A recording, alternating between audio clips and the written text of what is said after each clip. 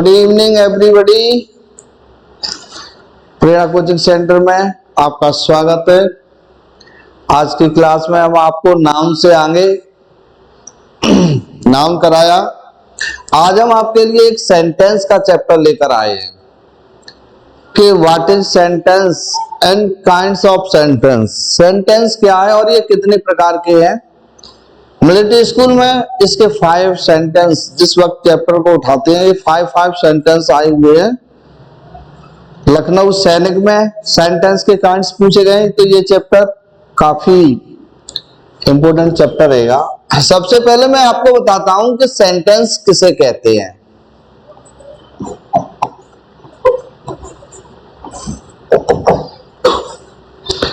यहां पर थोड़ा खेद है कि आज स्पेस कम है। A sentence is a group of words। देखिए यहां पे मैं लिख के दूंगा a group of words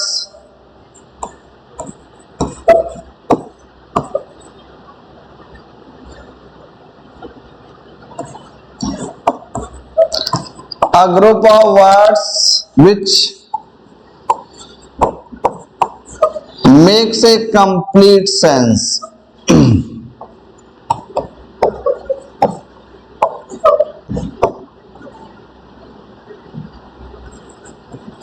makes a complete sense is called sentence।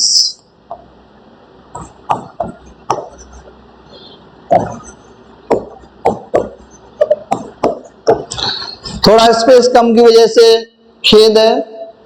Sentence a group of words which makes a complete sense. शब्दों का समूह जो एक पूर्ण अर्थ प्रकट करे उसे ही हम सेंटेंस कहते हैं। फिर से एक बार देख ले, इंग्लिश में इस तरह से इसको डिफाइन करेंगे, a group of words which makes a complete sense is called sentence. एक एग्जांपल देते हैं यहां पर, शालू इज अ टीचर। वर्ड ये ग्रुप ऑफ वर्ड हो गए और कंप्लीट सेंस हो गया। सालू एक अध्यापिका है। दिस इज सेंटेंस, ये सेंटेंस है। अब आगे नेक्स्ट चलते हैं कि how many kinds of sentence. यहां से आपका था थोड़ा वो टॉपिक सेंटेंस की डेफिनेशन वाला, अभी नहीं था इसमें। काइंड्स ऑफ सेंटेंस ये आते हैं, how many kinds of sentence. तो there are 5 kinds. There are 5 kinds. आपको याद रखना कि सेंटेंस के जो काइंड्स है वो 5 पर आप टिक करेंगे अगर ये ऑप्शन आ जाए। 5 काइंड्स कौन कौन से हैं?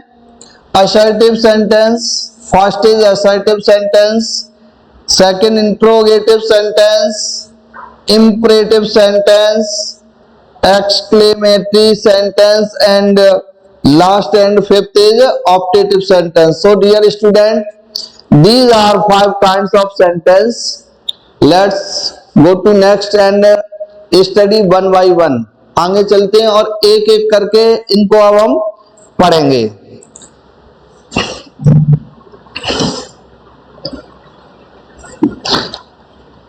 जैसे कि पिछले अभी इसमें स्लाइड में हमने देखा, फर्स्ट था असर्टिव सेंटेंस। इसके कई नाम है, असर्टिव और भी नाम है, वो यहाँ पे मैं थोड़े से आपको क्लियर कर दूं। Assertive, डिक्लरेटिव,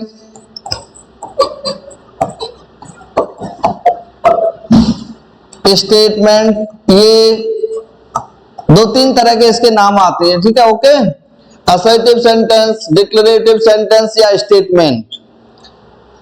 what is assertive sentence? सकारात्मक वाक्य किसे कहते हैं? विधिवाचक वाक्य किसे कहते हैं? तो इसके अंतर्गत अ सेंटेंस दैट स्टेट और declare some things is called assertive sentence. A sentence वह वाक्य जो कुछ कार्य का होना प्रकट करता है या जिस वाक्य में किसी कार्य का होना पाया जाता है उसे असर्टिव सेंटेंस कहते हैं। इसके अंतर्गत कार्य का होना और ना होना बोथ दोनों ही तरह के आते हैं।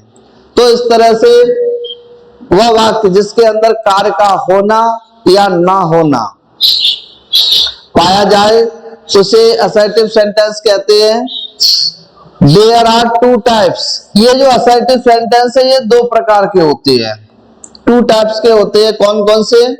एक होता है अफर्मेटिव सेंटेंस, ये आपने खूब अच्छी तरह से पढ़े होंगे।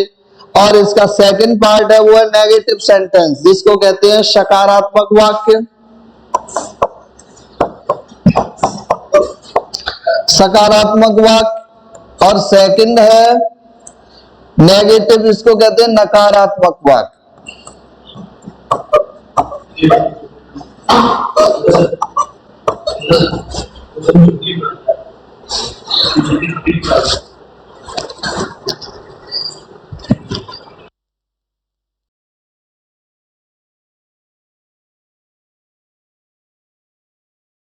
आइए नेगेटिव सेंटेंस, अफर्मेटिव सेंटेंस, इसके कुछ एग्जांपल थोड़े से हम देखते हैं यहां पर।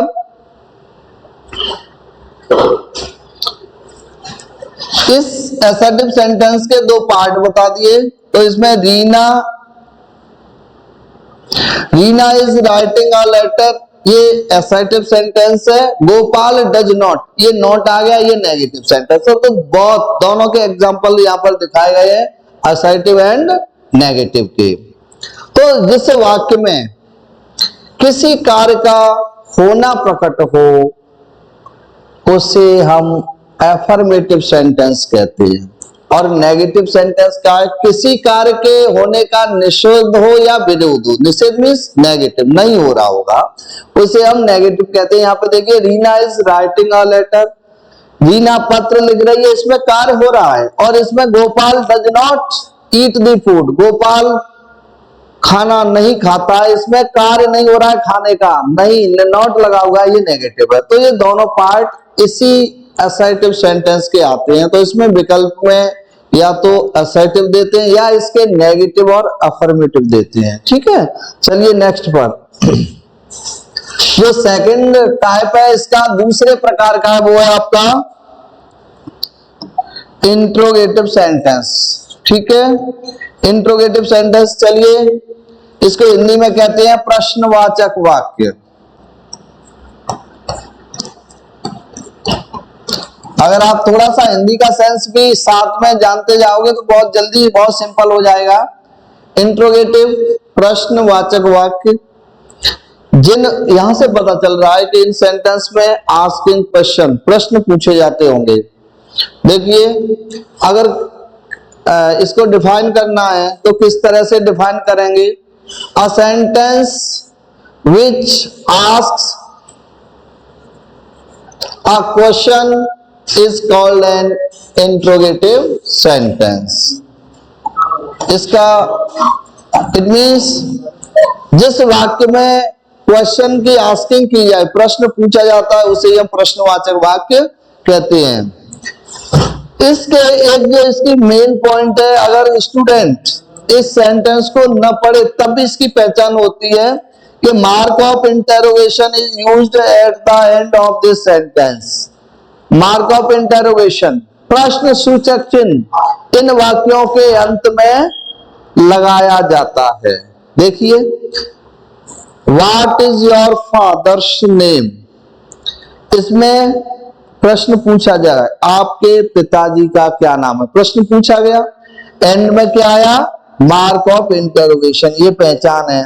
अगर कोई भाई प्रेस की प्रिंटिंग हो जाए तो कह नहीं सकते, अगर बिल्कुल करेक्ट है पंक्चुएशन की दृष्टि से, विराम चिन्हों की दृष्टि से, आप अगर इसके इस चिन्ह को भी पहचान लेंगे तब भी आपका आंसर बिल्कुल सही आएगा। ओके, इनके अंत में Why are you not reading, आप क्यों नहीं पढ़ रहे, इसमें भी प्रश्न आस्किंग हो रहा है।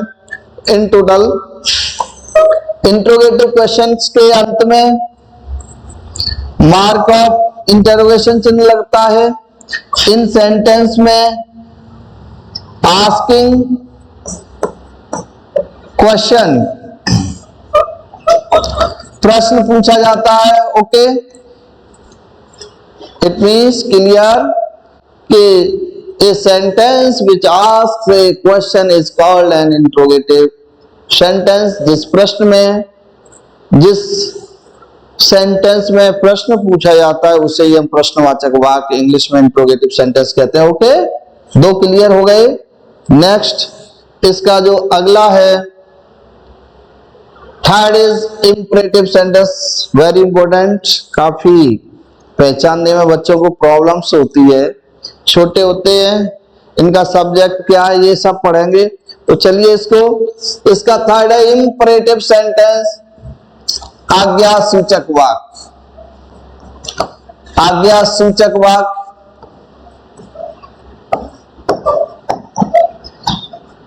देखिए इंपरेटिव सेंटेंस क्या है।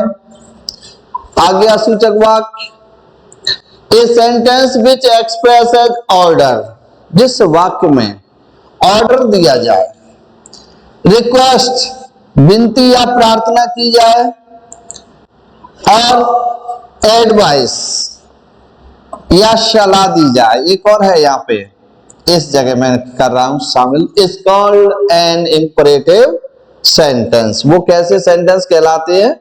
इंपरेटिव। या एन लगी हुई है तो एस एक्स्ट्रा हो गई है इसमें, ठीक है। ए सेंटेंस सिंगुलर के साथ ये प्रिंटिंग में हो गई, टाइपिंग में लो। A sentence which expresses order, request, advice is called an imperative sentence. जिस वाक्य में ऑर्डर दिया जाए, आज्ञा दी जा रही हो, एडवाइस सलाह दी जाए, या रिक्वेस्ट या प्रार्थना की जाए, उन सेंटेंस को हम इंपरेटिव सेंटेंस कहते हैं। बट इसकी कुछ कंडीशंस दी गई हैं, बहुत इंपॉर्टेंट है, to be pointed.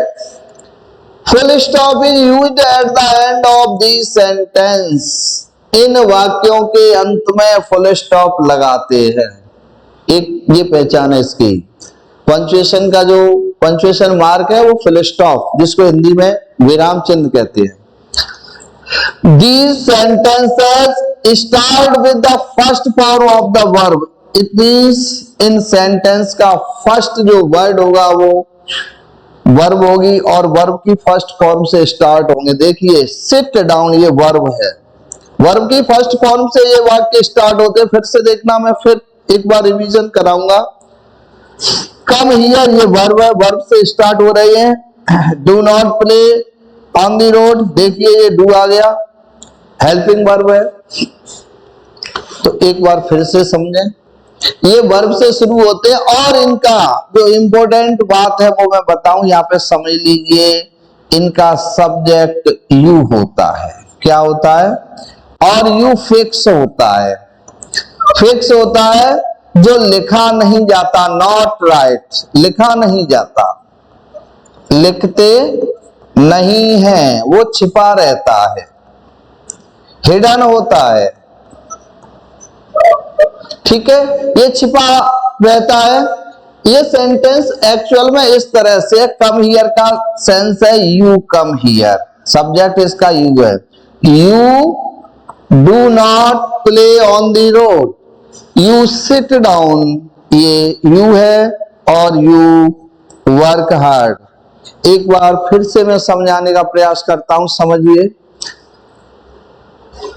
A sentence which expresses order, request, command, जिसमें ऑर्डर दिया जा रहा हो, रिक्वेस्ट की जा रही हो, या किसी की एडवाइस, सलाह दी जा रही हो, वह इंपरेटिव सेंटेंस कहलाता है।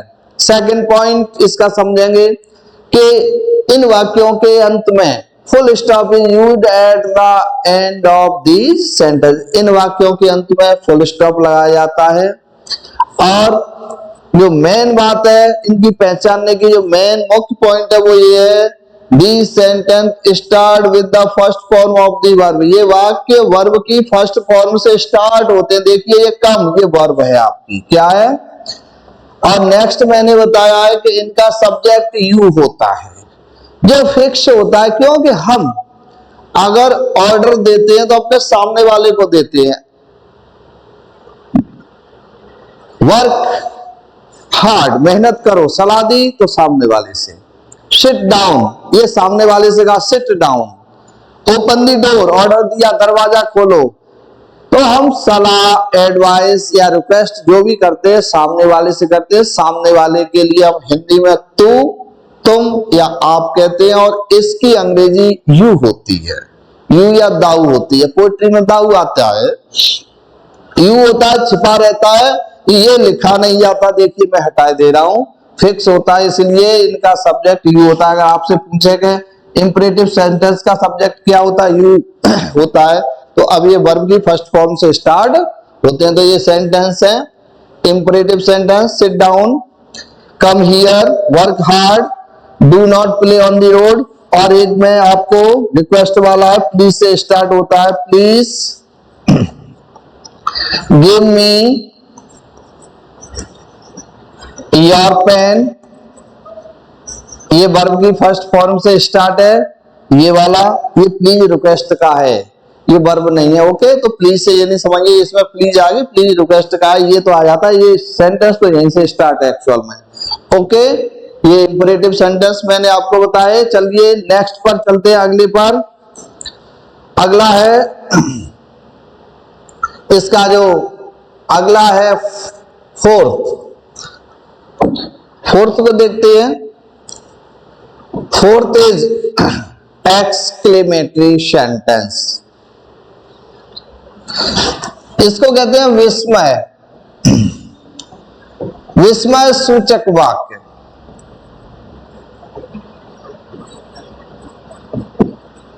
एक बार फिर से देखें, एक्सक्लेमेटरी सेंटेंस इन हिंदी विस्मय सूचक वाक्य, a sentence which expresses some sudden feelings of the heart, ये मेन इसका पॉइंट है, is called an exclamatory sentence। एक बार अगेन रिपीट करेंगे, what is exclamatory sentence? A sentence which expresses some sudden feelings of the heart is called an imperative sentence। जिस वाक्य में हृदय में अचानक उठने वाली सुख, दुख, आश्चर्य की भावनाएं प्रकट हों, उनके भाव प्रकट हों, वे वाक्य एक्सक्लेमेटरी सेंटेंस कहलाते हैं या एक्सक्लेमेटरी सेंटेंस के वाक्य होते हैं। अब देखिए इसमें जो एक्सप्रेस करते हैं वो भाव इंटरजेक्शन होते हैं। एक मैंने पीछे कराया था, एक्सक्लेमेटरी सेंटेंस ही आया था उसमें, वहां कराया था ये। जैसे एलाश, ये आपका प्रकट करता है, एलाश ये दुख के लिए आता है, फॉर सॉरो, दुख प्रकट करता है, सॉरो। इस वर्ड से पता चलता है एलाश शी डाइड, अरे वाह मर गई। देखिए हृदय की अचानक भावनाएं बदल गई, बैठे हुए हैं आप, अचानक किसी ने कहा एलाश शी डाइड, अरे वह मर गई। दादी माँ थी किसी की पड़ोस में, तो एक तक आप बैठे हुए थे, अचानक आपकी जो भावनाएं थी हृदय के अंदर वो बदल गई, एकदम दुख में बदल गई, आश्चर्य होते हुए दुख हुआ आपको। ये बड़े हुर्रा, हुर्रे, ये आपका जॉय प्रकट करता है, खुशी, खुशी के लिए ये आता है, तो ये जॉय के लिए है। ओके, ये खुशी प्रकट करता है। What a beautiful flower is, कितना सुंदर, What a beautiful, कितना सुंदर फूल is। ये देखिए इसमें ये चिन्ह या तो इंटरजेक्शन के बाद आएगा या इस तरह से लैंग्वेज में आएगा तो अंत में आएगा, ठीक है, ये पहचान होती है। तो इसकी इस बात को एक्सक्लेमेटरी सेंटेंस में मार्क्स ऑफ एक्सक्लेमेशन, ये वैसे थोड़ा सा ऊपर और नीचे पॉइंट जैसा होता है, इस तरह का होता है, लेकिन आजकल इसको ऐसा करने लगे हैं, ठीक है। ये आते हैं, ये देखिए लगे हुए हैं, ये क्लियर है। एक बार फिर से again, exclamatory sentence, a sentence which expresses some sudden feelings of the heart is called an exclamatory sentence.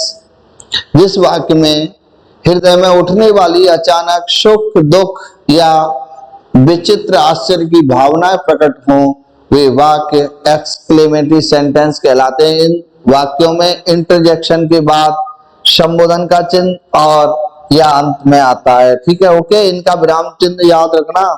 संबोधन या आएगा तो पीछे फुल स्टॉप आएगा। ठीक है, जैसे अलास सी डाइड, यहाँ फुल स्टॉप होगा। अगर इंटरजेक्शन नहीं आया तो इधर जाके यहां हो जाएगा। ओके, चलिए नेक्स्ट पर।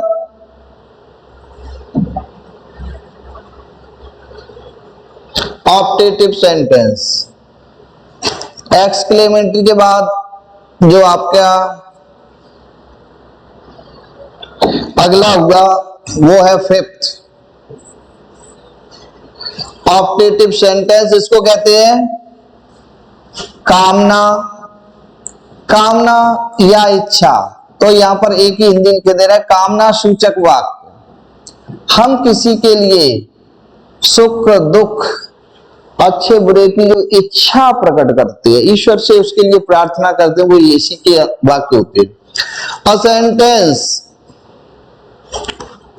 सेंटेंस एक्सप्रेशन विश, प्रे और कर्स। इसमें बताया है अ सेंटेंस विच एक्सप्रेशन, एक वाक्य जो प्रकट करता है, एक वाक्य जो प्रकट करता है क्या, प्रे, विश, प्रे और कर्स, इज कॉल्ड ऑप्टेटिव सेंटेंस या एन ऑप्टेटिव सेंटेंस। वह ऑप्टेटिव सेंटेंस कहलाता है। इन हिंदी वी कैन से कि जिस वाक्य में इच्छा, ईश्वर से प्रार्थना या शाप, श्राप प्रकट किए जाते हैं, उन्हें हम ऑप्टेटिव सेंटेंस कहते हैं। इसमें किसी की अच्छे की इच्छा, और ये वाक्य बिगिंस मोस्टली, अधिकांशतः ये मे से स्टार्ट होते हैं और इनके अंत में मार्क ऑफ, इसको यहां से हटा, पॉइंट अगले में कर देंगे, स्टार्ट होते हैं और eight the end of sentence संबोधन का चिन्ह, मार्क ऑफ एक्सक्लेमेशन लगाया जाता है। तो देखिए इनकी सबसे बड़ी जो पहचान है वो है आपकी ये मे से स्टार्ट होने की है।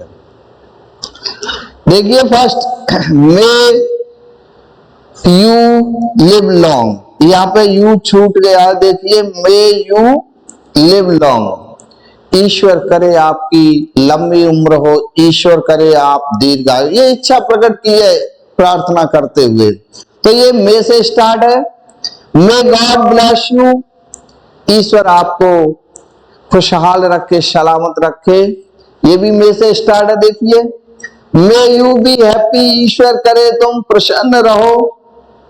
मे यू गो टू हेल, यहाँ पे एक इसमें आपकी विश है, इच्छा प्रकट की है किसी के अच्छे के लिए, खुशी के लिए। इसमें प्रे है, प्रार्थना की है ईश्वर से प्रार्थना करते हुए। मे यू बी हैप्पी, इसमें भी विश है। लेकिन ये जो लास्ट सेंटेंस है इसमें मैं लिखे दे रहा हूं, अभी ऊपर करूंगा, may you go to hell, hell means होता है नरक।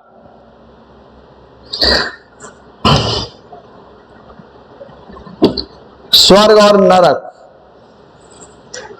May you go to hell, इसमें कर्ष, श्राप दिया गया है। सपोज एक बेगर है और वो कह रहा है, भीख मांग रहा है, वहां से नहीं दिया, उसे फटकार दिया, तो वो कह रहा है ईश्वर करे तुम्हें नरक मिले। ऐसी कंडीशंस में आपको ये सेंटेंस नहीं चला। ओके, चलिए तो ठीक है। सो डियर स्टूडेंट्स, आज की क्लास में हमने सेंटेंस और उसके 5 काइंड्स आपको बताए। ये कॉम्पिटिटिव एग्जाम्स में इनसे प्रश्न आते हैं और सबसे सिंपल चैप्टर है सेंटेंस का। 5 काइंड्स हैं, इनको याद रखना। और ये सेंटेंस जो यहाँ पर कंटेंट लिए हुए इनको आप नोट कर लेना। सेम टू सेम ऐसे ही वाक्य आते हैं उनमें रखे हुए। मे से मे यू लिव लॉन्ग, ये काफी बार आया है। ओके, सो आज की क्लास में इतना ही।